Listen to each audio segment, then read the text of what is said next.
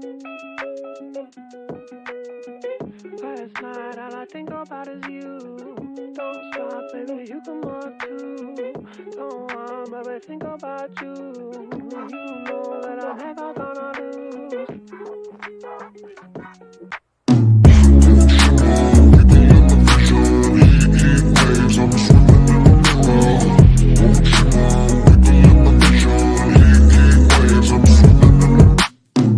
Sometimes all I think about is you. Late nights in the middle of June. He waves been faking me out. Can't make you happier now. Sometimes all I think about is you. Late nights in the middle of June. He waves been faking me out. Can't make you happier now. Usually I put something on TV, so we never think about you and me. But today I see our reflections clearly in Hollywood, laying on the screen. You just need a better life than this. You need something I can never give. Fake water all across the road. It's gone now, the night is come. But sometimes all I think about is you. Late nights in the middle of June. He waves been faking me out. Can't make you happier now. You can't fight it, you can't breathe. You say something so loving, but now I gotta let you go. Want to learn some false shuffles? I got you.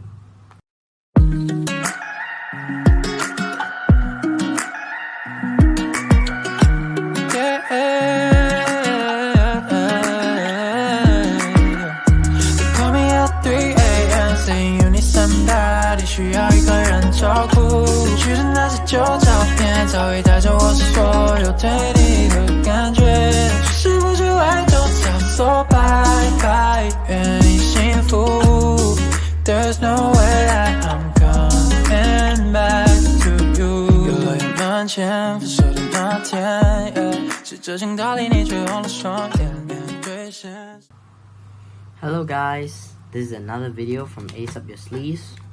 I know it's not really Magic Monday, but I decided to continue uploading because I did recently stop for quite a bit to focus a bit on my exams. But now I'm back after exams. Now I'm just waiting for the results. But in the meantime, I can continue teaching some magic. So right now, today, we'll be learning about some false shuffles.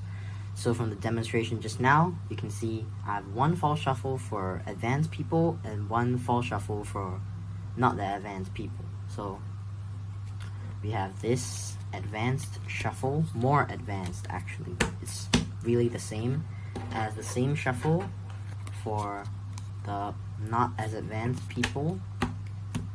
You can see now I'm going to be starting with the not advanced one, the quite beginner one. So that would be 1, 2, 3, 4, 5, just 5 moves. And you can see it's really very easy because all you're doing is counting, then putting back the cards in reverse order. So this is also called a 3-packet false cut because you break the deck into 3 packets, like so. Yeah. So what you want to do, you want to hold it in middle grip, which is kind of like this. Then you want to swing card around 1/3 of the cards into your other hand, just like that. And then you want to do that again, but instead you want to put your pinky on top of this deck before you do this, so you have a clear marking where is your second deck. So like, let's say this is going to be your first deck, pinky down. This is your second deck, so you know how many cards to cut back. Then this is your third deck. So 1, 2. The third deck, you just put it on the table. Your second deck, you put it on top of the third deck, and you take your first deck and put it on top of the second deck. Really, it's just as easy as that. And you can see that actually not just the first card, but every other card stays the exact same way. Oops, what am I, oh, yep, it's still there. So that is for the beginner version. So for the more advanced version, obviously is a bit more difficult, but don't worry, I'll bring you through it step by step, so it won't be as difficult as it looks. So right now, it's actually quite self-explanatory from the example that I just showed you. You swing cut one, and you actually break off another 1/3 of the packet, just like that. But you don't want to swing cut it like that, because that won't look as cool.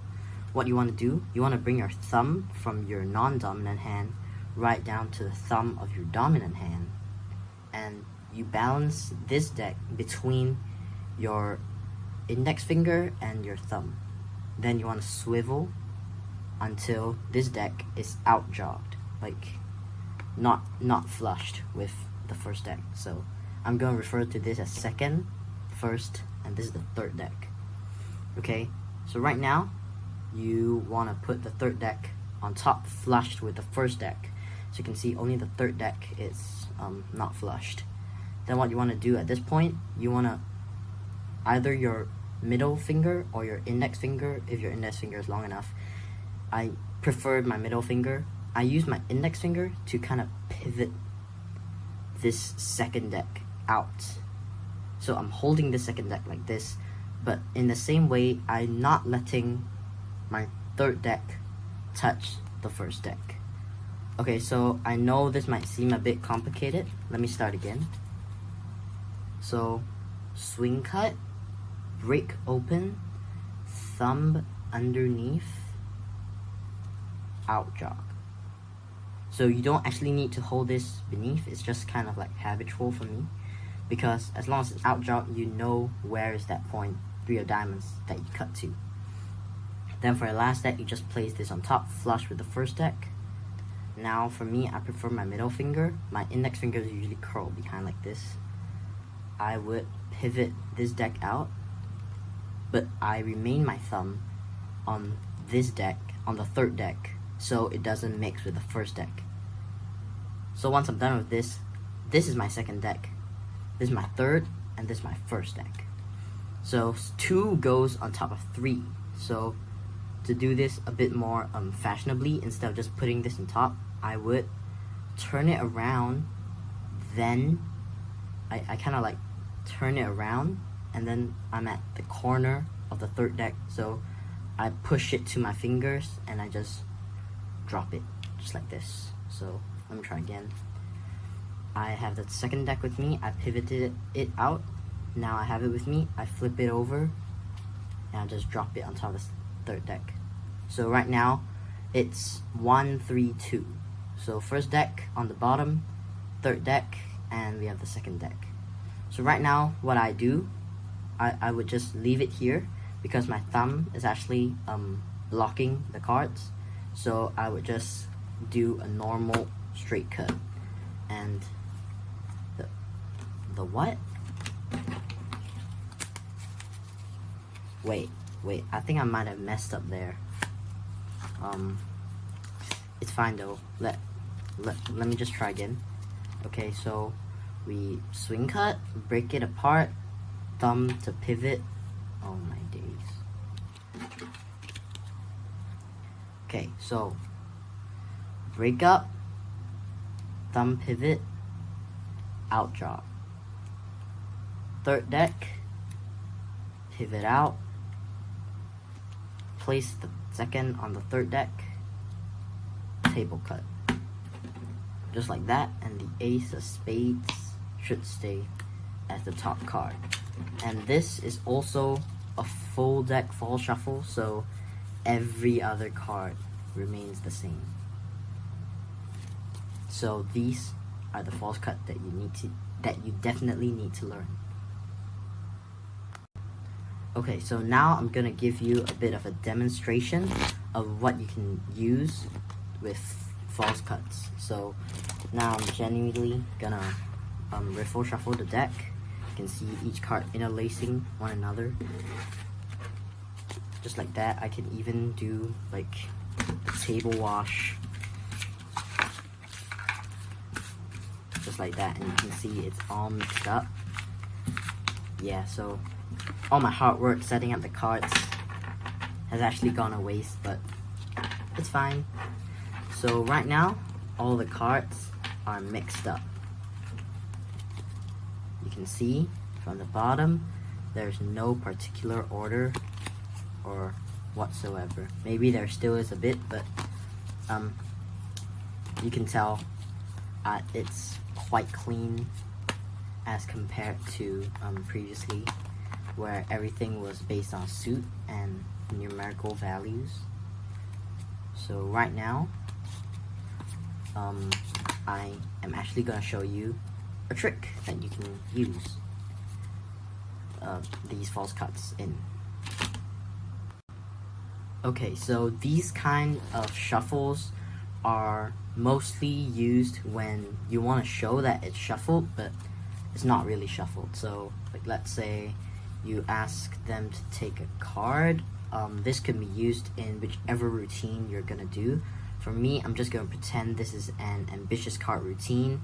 So for this example, the card is the 4 of clubs.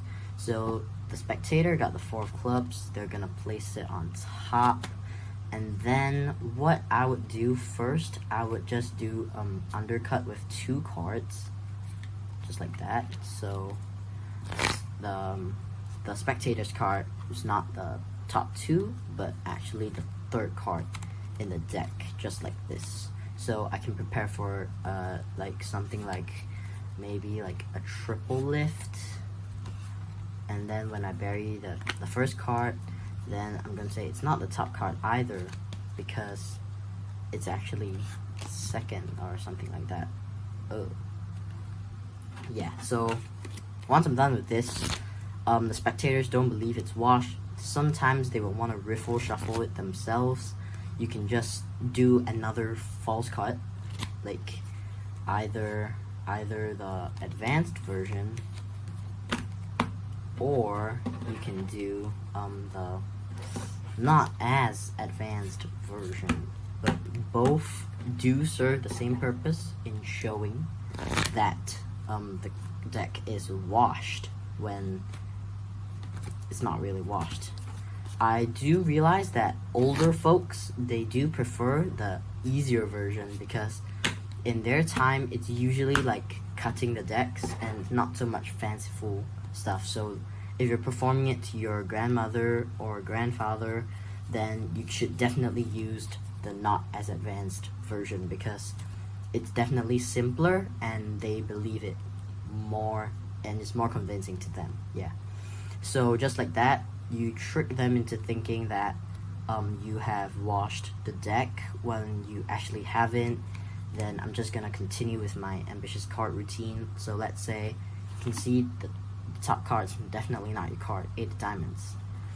But all you need to do is snap and you see your card jump straight to the top of the deck.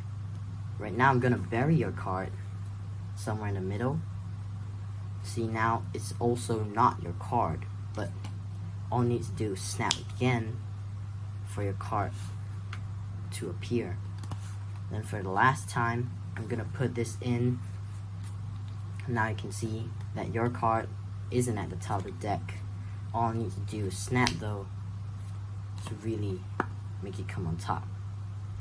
Then at this point, I'm gonna do another phase in the ambitious card routine, whereas I'm gonna show you the 4 of clubs is actually the card that's going in. And I'm just gonna push it in as the top card. And I'm gonna bury it in this pile. And this time, I'm even gonna cut this pile to make everything much cleaner.